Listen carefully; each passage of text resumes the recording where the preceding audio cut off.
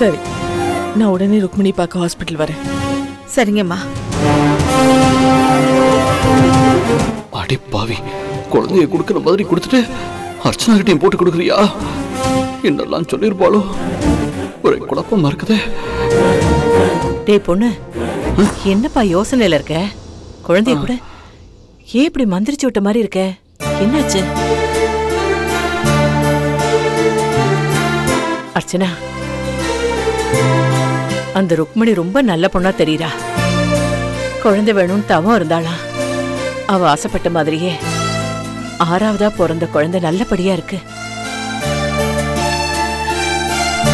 குழந்தையோட கொஞ்சி விளையாட தாய் நல்லபடியா இருக்கணுமே. அவளுக்கா இந்த சோதனை வரணும்? கேட்கறதுக்கே மனசுக்கு ரொம்ப கஷ்டமா இருக்குமா. மாமா, நீங்க ஹாஸ்பிட்டல் போனப்ப என்னைய கூப்பிட வேண்டியதானே? ருக்மிணி உயிருக்கு ஆபத்துன்னு கேட்டதுல இருந்து மனசுக்கு ரொம்ப கஷ்டமா இருக்கு மாமா. அவளை நேர்ல போய் பார்த்தாதான் என் மனசுல இருக்கிற பாரம் குறையும். அவளோட பழகினது கொஞ்ச நாளா இருந்தா கூட அவ நடந்துக்கிற விதம், என் மேல காட்டின பாசம், இதெல்லாம் நீண்ட நாள் பழங்கினவங்க கூட பற்றுதல் வருமே, அந்த மாதிரி தான் ருக்மிணியை பார்க்கணும்னு என் மனசு துடிக்குது. ஹாஸ்பிட்டல் போலாமாமா? அது குழந்தைங்களை பாத்துக்குங்க. அதை விட எனக்கு என்னம்மா வேலை? நான் பாத்துக்கிறேம்மா, நீ தைரியமா போயிட்டு வாமா. சரி, பாத்து.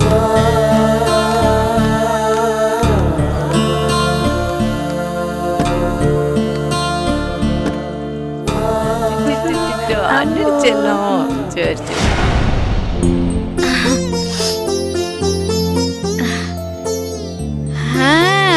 வீட்டுக்கு வந்துட்டோம், நம்ம வீட்டுக்கு வந்துட்டோம்.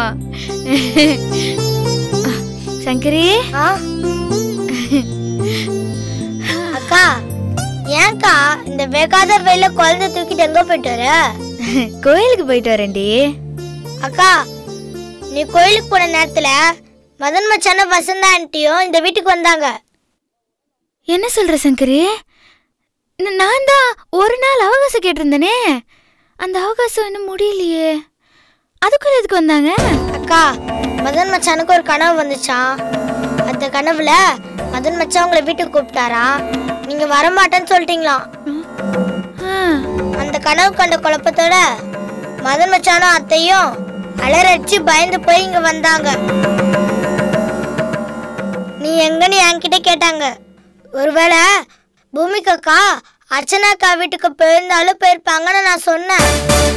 அக்கா, அர்ச்சனாக்கா பேர் கேட்டோன்னே மச்சான் கதி கலங்கி போயிட்டாரு.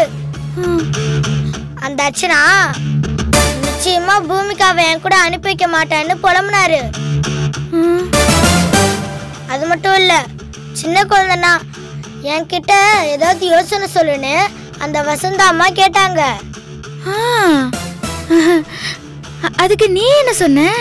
நீங்க 2 பேரும் கடல் தண்ணீரை தலை முழுகிட்டு ஈர துணியோட பிள்ளையாருக்கு 108 குடம் தண்ணி ஊத்தி சாமிக்கு அபிஷேகம் பண்ணுங்கன்னு சொன்னேன்.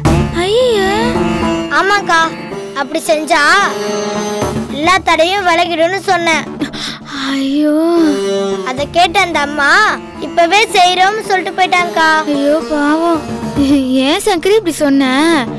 2 குடம் தண்ணி கூட அத்தையால எடுத்துட்டு வர முடியாது. 108 குடம் அத்தை எப்படி எடுத்துட்டு வருவாங்க? குடம் குடமா உன்னை கண்ணீர் விட வச்சவங்கள 108 குடம் தண்ணி எடுக்க வச்சா தப்பு இல்லக்கா. நீ என்ன சொன்னாலும் என் மனசு கேட்க மாட்டேங்குது சங்கரி. அக்கா, அவங்க செஞ்ச பாவத்துக்கு பரிகாரமா இருக்கட்டுமே நினைச்சேன். உனக்கு கஷ்டமா இருந்தா போய் வேணான்னு சொல்லிடு. ஏய் சங்கரி,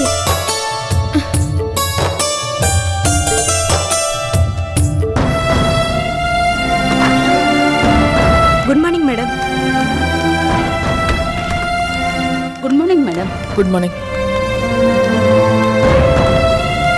ருக்மிணி எங்க? கலெக்டர் அம்மா உள்ள ஐசியூல இருக்கா.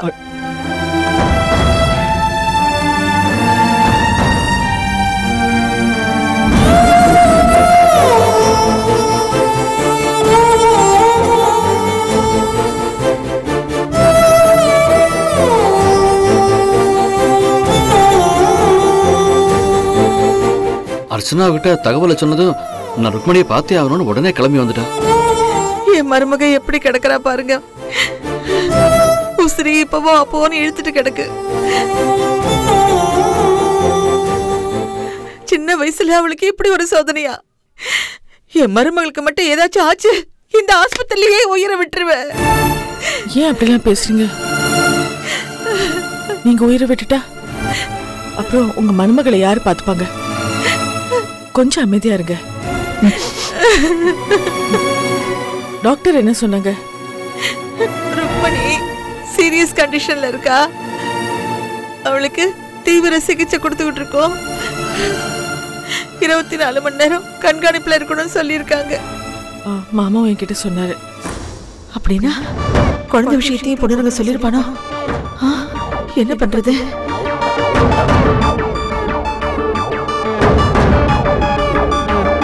அப்போ பொண்ணுங்க எல்லாத்தையும் சொல்லிட்டியாப்பா? எல்லாத்தையும் சொல்லிட்டியாப்பா? சொல்லிட்டியா? பதட்டமாலாம் இருக்காதீங்க. ருக்மணிக்கு ஒன்றும் ஆகுது. ருக்மணிக்கு மட்டும் எதுவும் ஆயிடக்கூடாது. ஏதாவது ஆயிடுச்சுன்னா என்னால தாங்கிக்க முடியாது. நீங்க பயப்படுற மாதிரி ருக்மணிக்கு ஒன்றும் ஆகாதுங்க. கவலைப்படாம இருங்க. வணக்கம் மேடம். வணக்கம். ருக்மணிக்கு இப்ப எப்படி இருக்கு? கடுமையான ஃபிட்ஸ் வந்திருக்கு மேடம். ரொம்ப கவனமா ட்ரீட்மெண்ட் கொடுத்துட்டு இருக்கோம். எல்லாம் நல்லபடியா முடியும்னு நம்பிக்கை இருக்கு. ருக்மணிக்கு இப்பதான் ஃபர்ஸ்ட் டைம் ஃபிட்ஸ் வருதா? ஃபர்ஸ்ட் டைமா என்ன ஏதுன்னு எனக்கு தெரியாது. ஃபிட்ஸ் வந்துருச்சுன்னு இவங்க தான் அட்மிட் பண்ணாங்க. ஏமா நீங்க தானே அட்மிட் பண்ணீங்க? சொல்லுங்கம்மா. ருக்மணிக்கு இதுக்கு முன்னாடி ஃபிட்ஸ் வந்திருக்கா? ருக்மணிக்கு ஃபிட்ஸ் இருக்கிறது உங்களுக்கு முன்னாடியே தெரியுமா? அவளோட கல்யாணத்தன்னைக்கு தான் எங்களுக்கு தெரியும். தெரிஞ்சதுக்கு அப்புறம் அதுக்கு தேவையான ட்ரீட்மெண்ட் கொடுத்தீங்களா?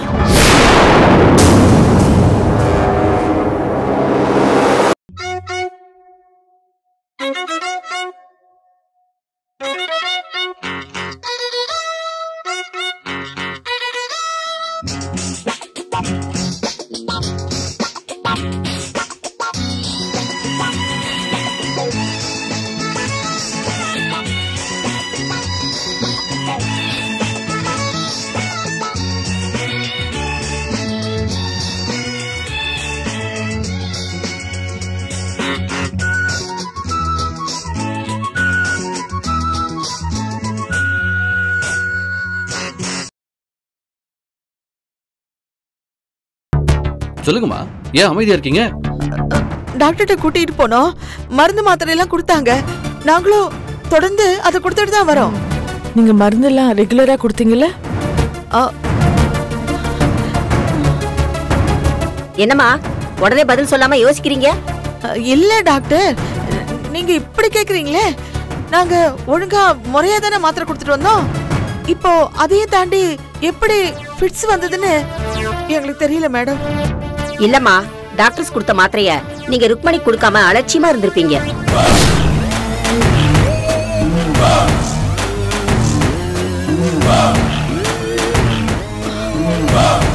டாக்டர், ருக்மணி என் பிரியமான மருமக.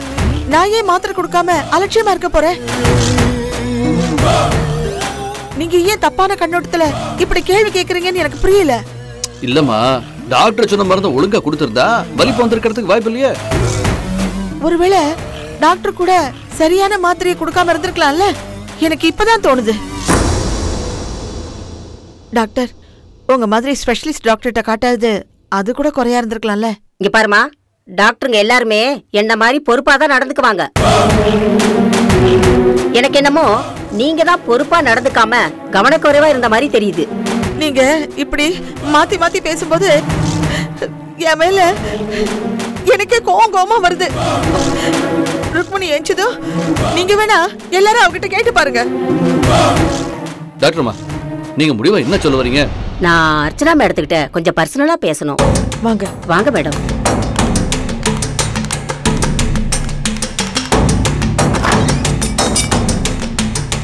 வாங்க மேடம், உட்காருங்க மேடம். இல்ல பரவாயில்ல, சொல்லுங்க. என்ன விஷயம் சொல்லுங்க. ருக்மணி குடும்பத்து மேல ரொம்ப அக்கறையும் ஆர்வமும் காட்டுறீங்களே, ருக்மணி உங்களுக்கு சொந்தமா? இல்ல, சொந்தம் இல்ல. ருக்மணிக்கும் எனக்கும் ஒரே நேரத்துல ஒரே ஹாஸ்பிட்டல்ல தான் பிரசவம் நடந்துச்சு. அப்பதான் ருக்மணியே தெரியும். அதுக்கப்புறம் அவ குழந்தைய பத்தி நானும் என் குழந்தை பத்தி அவளும் அடிக்கடி போன்ல பேசிப்போம். எங்க வீட்டுல தான் 2 குழந்தைங்களுக்கும் பேர் வைக்கிற ஃபங்க்ஷனும் நடத்தினோம். ருக்மிணி மேல ஒரு சின்ன அட்டாச்மெண்ட், அவ்வளவுதான். மேடம், உங்க நட்பை பார்த்து எனக்கு ரொம்ப சந்தோஷமா இருக்கு. ஆனா சோலையம்மாவை பார்த்தா எனக்கு ஒரு சின்ன சந்தேகம். ஏன் இப்படி சொல்றீங்க? என் மனசுல பட்டதை உங்ககிட்ட சொல்றேன். ருக்மணிக்கு ஃபிட்ஸ் வந்ததுல ஒரு மர்மம் இருக்க மாதிரி என் மனசுக்கு படுது. எனக்கு புரியல, கொஞ்சம் விளக்கமா சொல்லுங்க. இங்க ஹாஸ்பிட்டல்ல வேண்டாம், உங்ககிட்ட பர்சனலா பேசணும். வீட்டுக்கு வந்து பேசட்டுமா? அவசியம் வாங்க. வர்றேன் மேடம்.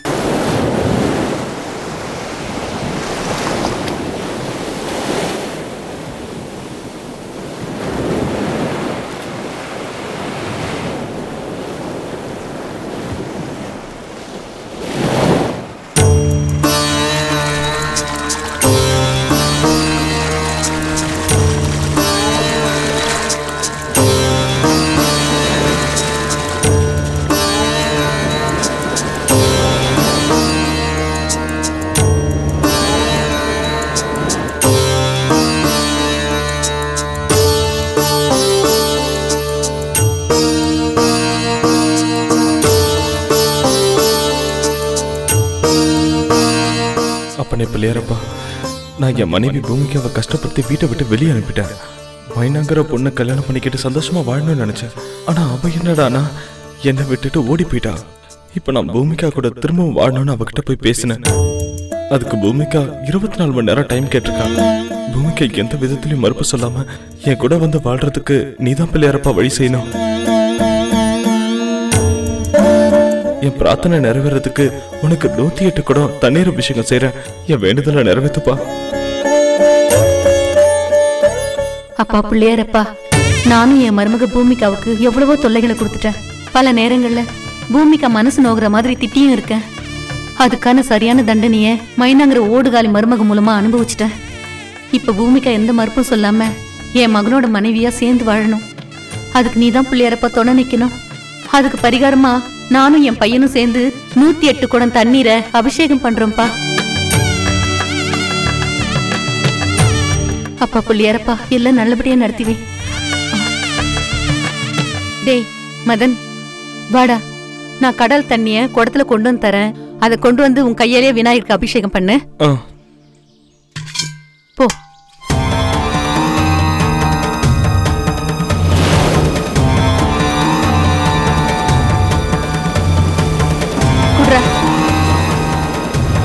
நீ இங்கே இரு, நான் கொண்டு வந்து தரேன்.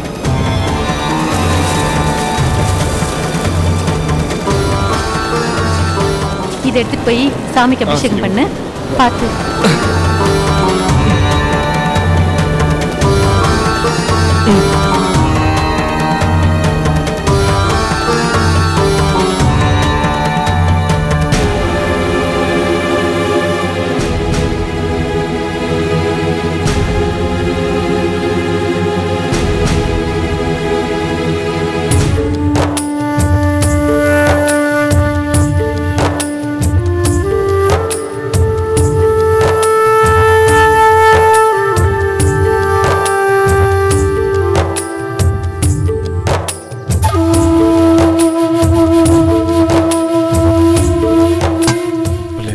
வேண்டுதலை நிறைவேற்று.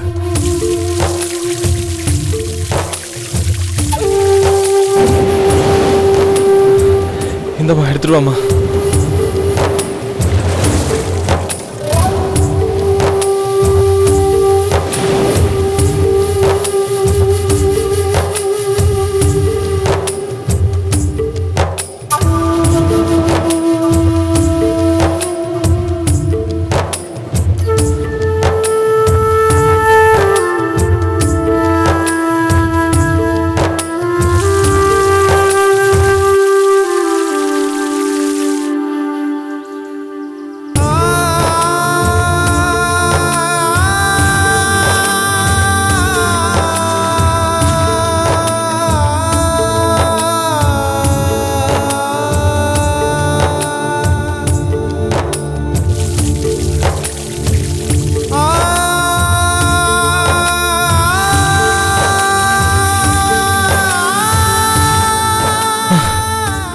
மதன், என்னால தண்ணி மொள்ள முடியலடா.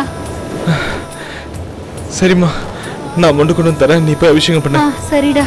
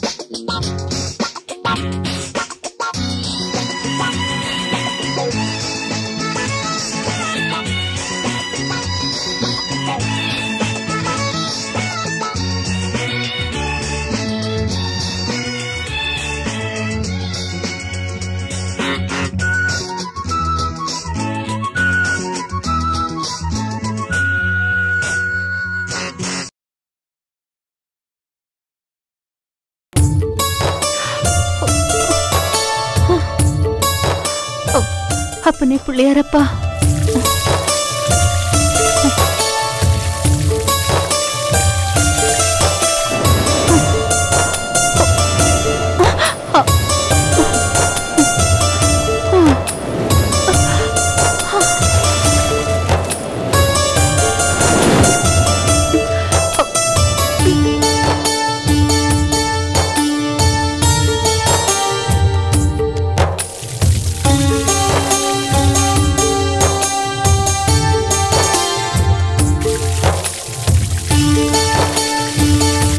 பூமிகா பண்ண கொடுமை கொஞ்சமா நெஞ்சமா? நல்ல வேலை நீங்க பூமிகாவை தேடி வந்தப்ப பூமிகா வீட்டுல இல்ல. அது ஒரு விதத்துல எனக்கு சாதகமா போச்சு. நீங்க தான் உங்க காரியம் நிறைவேற எது வேணா செய்யற கூமுட்டைங்கன்னு எனக்கு தெரியுமே. மைனா தான் பூமிகா தான் மைனான்னு ஊரலகத்துக்கே தெரியுது. ஆனா உங்களால தெரிஞ்சுக்க முடியல. அதனாலதான் உங்க 2 பேருக்கும் இந்த மாதிரி ஒரு வேலையை கொடுத்தேன்.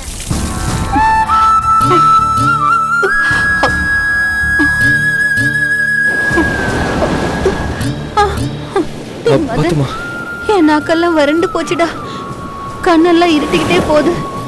நான் என்றதையே விட்டுட்டேன்டா. அம்மா, இப்ப நீ எடுத்துட்டு போற குடம் 101வது குடம். இன்னும் 7 குடம் தான் இருக்கு. நான் மனசுக்குள்ள எண்ணிட்டு தான் இருக்கேன். கூட நான் எடுத்துட்டு வரேன்.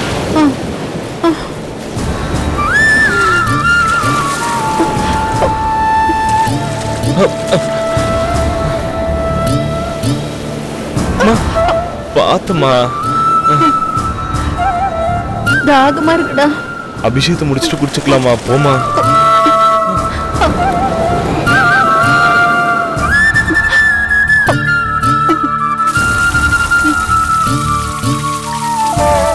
உங்க 2 பேரையும் பார்க்கும்போது தண்டனையை அதிகமா கொடுத்துட்டோமோன்னு தோணுது. ஆனா நீங்க 2 பேரும் பூமிகாவுக்கு செஞ்ச கொடுமையை நினைச்சா இந்த தண்டனை உங்களுக்கு பத்தாதுன்னு தோணுது.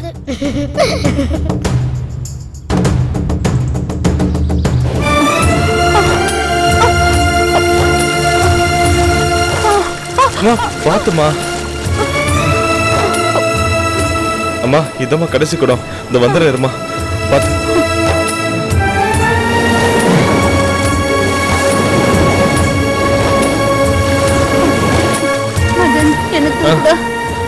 இருமா தவிர பாத்து பாத்து மெதுவா தெரியுமா? இல்ல நானே எடுத்துக்கிறேம்மா. நீ வா. போமா, பாத்து போமா.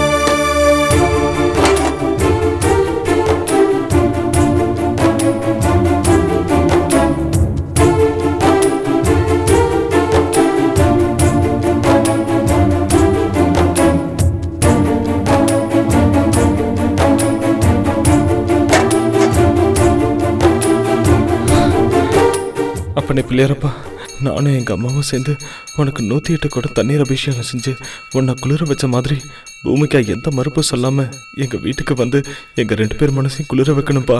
அதுக்கு நீ தான் அருள் புரியணும்.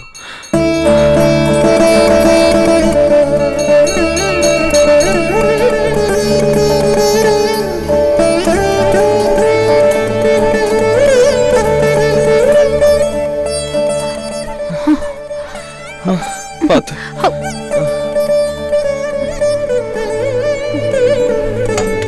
இந்தம்மா. டேய் மதன், முடியலடா மச்சான். இந்தம்மா.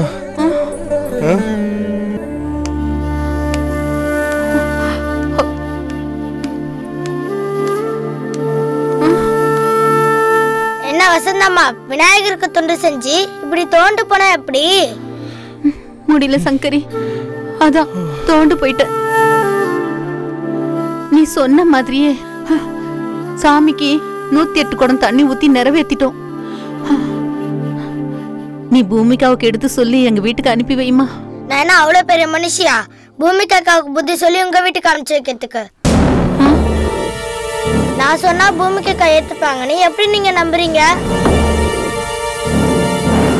உங்க வீட்டுல தானே பூமிகா அக்கா கஷ்டப்பட்டாங்க. அவங்க வரதா இல்லையான்னு பூமிகா அக்கா தான் முடிவு பண்ணணும். சங்கரி, இங்க பாரு, இனிமே பூமிகாக்கு எங்களால எந்த கஷ்டமும் வராது. நீ தைரியமா பூமிகா எங்க வீட்டுக்கு வர சொல்லு. அப்படி தங்கத்தட்டுல தங்குவாங்கல்ல, அது மாதிரி நான் பூமிகாவை பாத்துக்கிறேன். சரி சரி, நீங்க வீட்டுக்கு போங்க. நான் பூமிகா கிட்ட சொல்லி பாக்குறேன். சங்கரி, நீயே எங்க கூட வாங்க, உன்னை இறக்கி விட்டு போறேன். நீங்க 2 பேரும் போங்க, நான் எப்படி வந்தேனோ அப்படியே போய்க்கிறேன். சரி, பார்த்து பத்திரமா போ. போலாமா?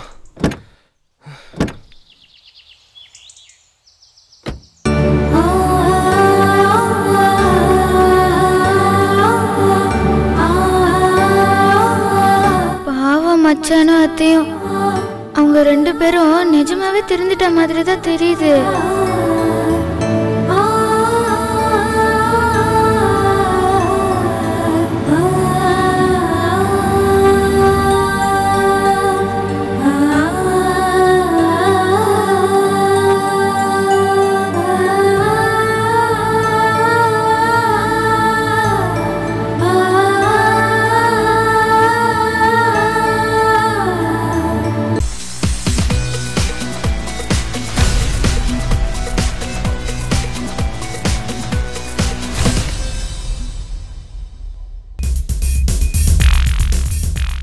Hello everybody. You have supported me and been with me, appreciated my work, criticized my work on the in the big screen and in the small screen.